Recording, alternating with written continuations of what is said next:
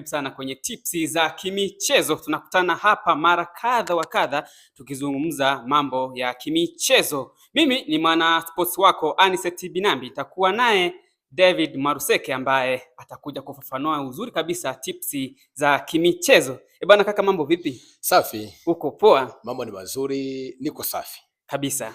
Kabisa. Bwana, siku za nyuma kidogo tumeshuhudia Cristiano Ronaldo kwamba mbuzi haziweki maini bwana. Amefunga goli lake la goli zuri zaidi la acrobatic. Bwana, wewe kama mchambuzi unalizungumziaje goli lile? Bwana, lile goli la Cristiano Ronaldo ambayo amefunga ni la 954. Okay. Na tunafahamu kwamba yuko na utaratibu wa kufunga kila mechi pale katika klabu ya Al Nassr, klabu ambayo inashiriki ligi kuu ya Saudi Arabia maarufu kama Saudi Pro League.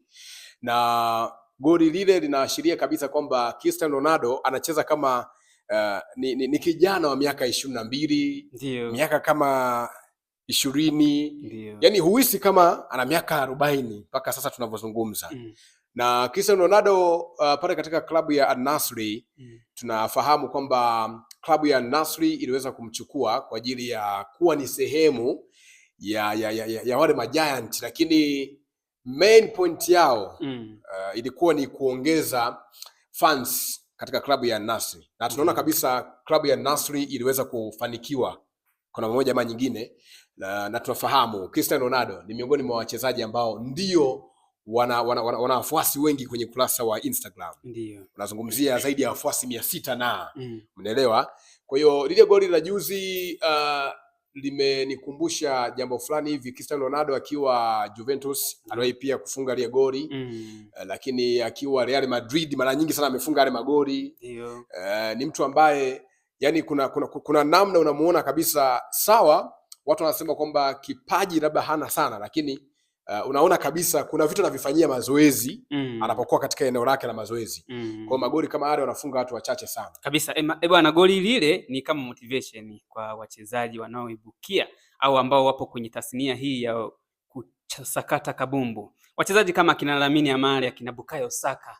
Bwana, ni ujumbe gani ambao wanapokea? Kwa sababu ni mtu hatari sana. Amefunga magoli takriban 954. Yes.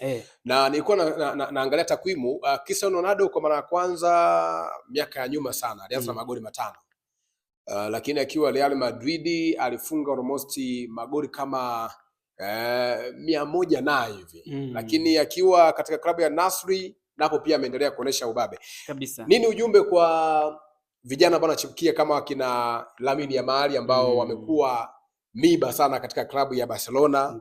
Kila mechi unaona kabisa Lamine Yamal umri wake, lakini ukiachana umri wake vitu anavyofanya ni vikubwa zaidi. Lamine Yamal yeye ni mkali sana kwenye ile mipira ya kukevu.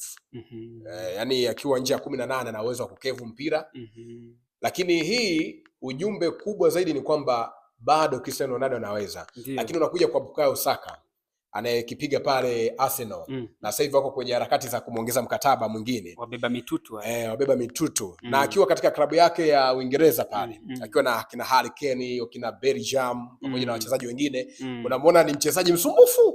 Yani ni mchezaji ambaye anafanya mambo makubwa, na ndio maana Arsenal inapokuwa inacheza ikiwa na Bukayo Saka utaona kuna driving ya mpira, hasa kutoa huku chini kwenda kule juu. Ni mchezaji ambaye yani anaongeza kasi na kuwafanya wapinzani wasio na comfortable na wale walinzi yani wa shake, na hatimaye sasa wale wafungaji waweze kufanya yao kabisa.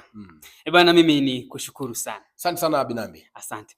Bwana, ni David Maruseke ambaye alikuwa hapa akifafanua zaidi goli ambalo amefunga Cristiano Ronaldo la acrobatic, huku akiwaasa vijana chipukizi kama kina Lamine Yamal pamoja na kina Bukayo Saka waweze kuweka jitihada katika masuala mazima ya